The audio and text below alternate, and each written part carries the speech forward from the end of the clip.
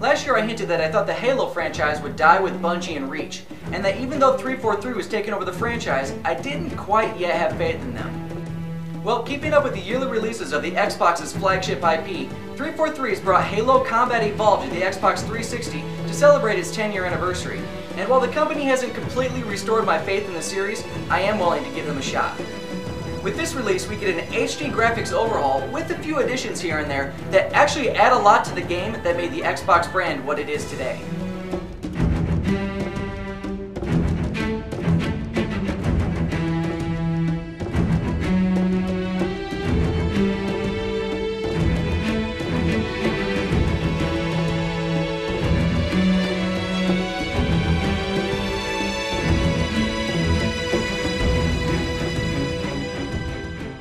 Right off the bat, the most noticeable and obvious change to the classic game is the upgraded visuals.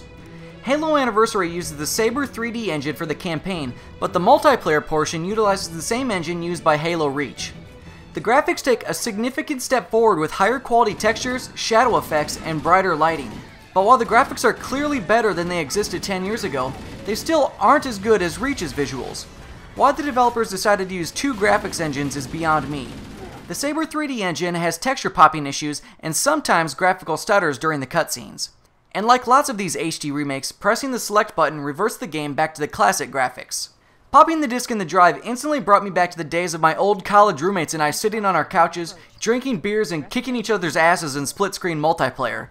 But it's the music that really brought back the memories. The classic and remastered versions of the soundtrack are absolutely beautiful. If you thought the music was good 10 years ago, you should hear it now.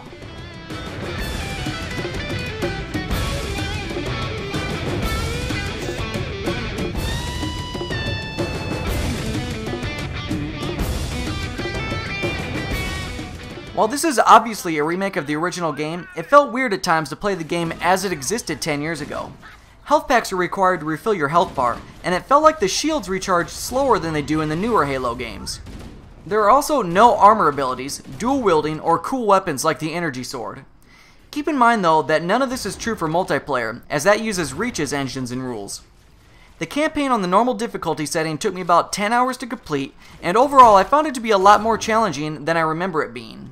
Also, I found the final level to be less intense than it used to be, perhaps because Halo 3 did it so much better. But while I enjoy playing old games remade, I really enjoyed the addition of some neat new features.